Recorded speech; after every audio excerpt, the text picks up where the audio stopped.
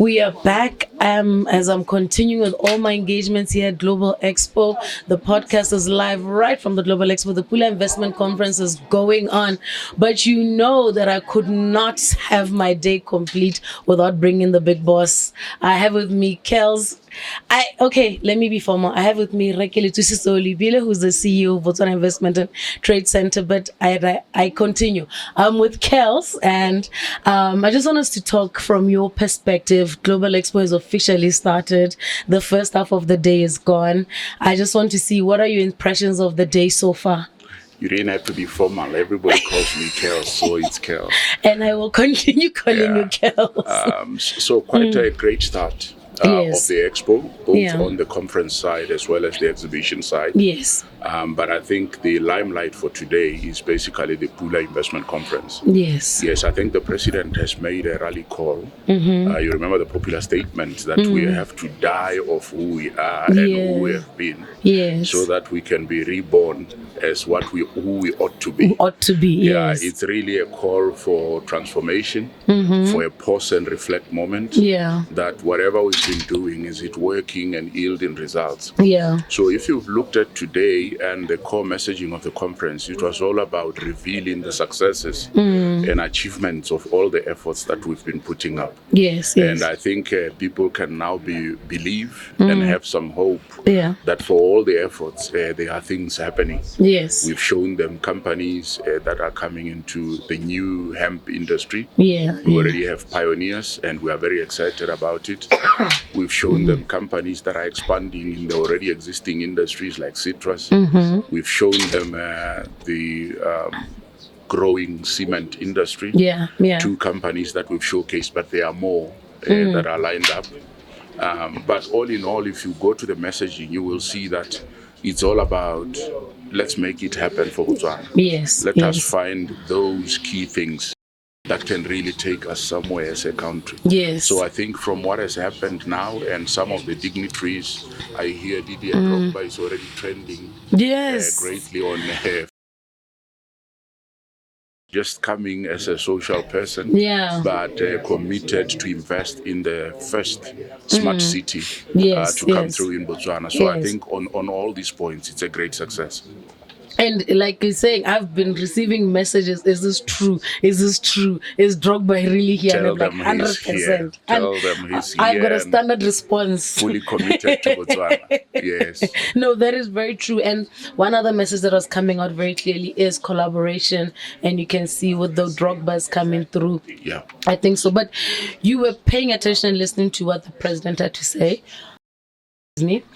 What Farouk Gumel had to say, and what were your key takeaways? Well, the consistent messaging is that this is the time for Botswana. Yes, I think both of them were confirming all the desirable attributes about Botswana and how Botswana is differentiated across Africa. So the key messaging that I got was basically to say, yes, we can make it happen. Let us believe. Let us reimagine. The president always talks about the power of imagination. So let's look at where we are standing and imagine how different it can be.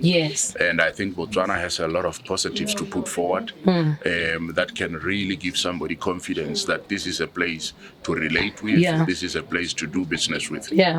But how do you see these messages influencing our strategy going forward as BITC?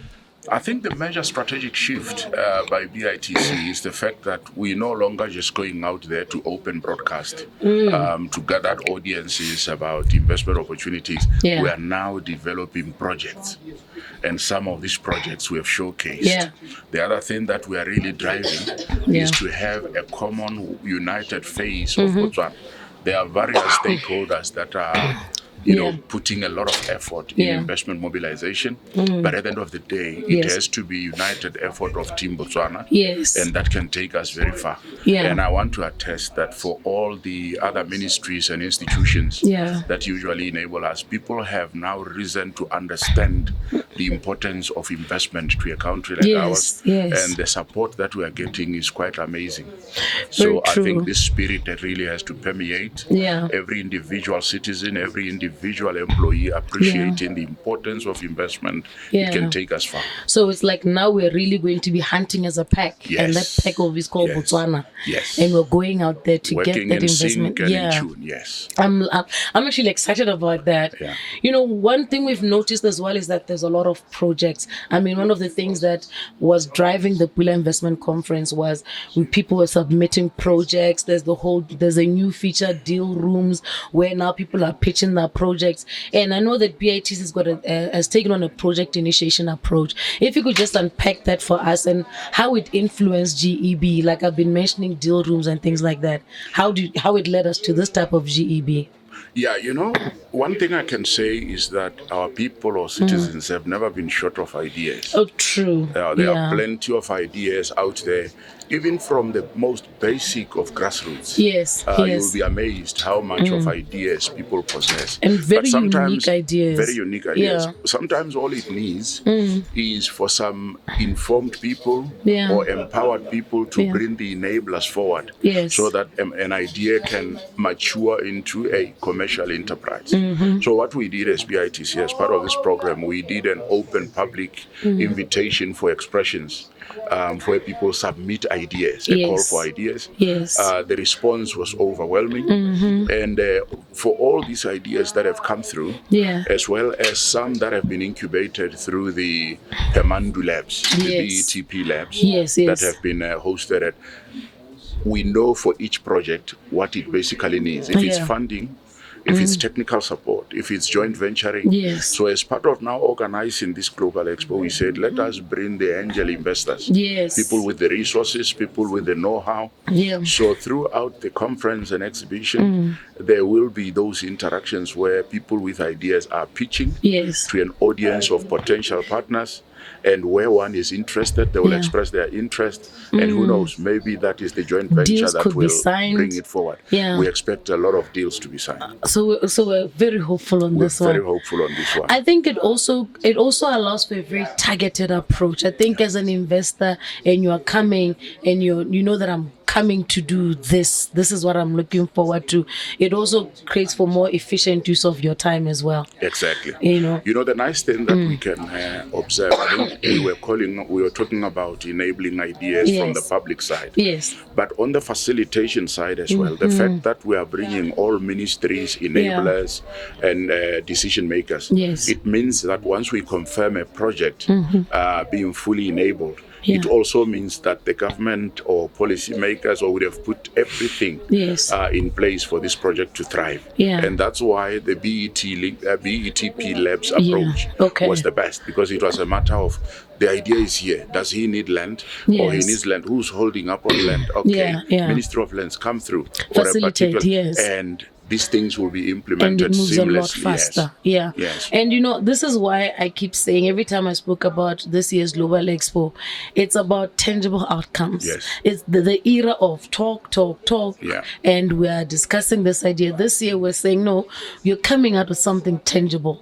It could be tangible in terms of an agreement. It could be tangible in terms of a way forward to say, I'm going to engage so and so and so. So this is the Global Expo of tangible outcomes. Simple motto, we hate stories. We like outcomes. We like so outcomes. We're pursuing outcomes. So what are you looking forward to now? I mean, we've done the official opening. The panel discussions are still coming. What are you looking forward to seeing for the rest of Global Expo?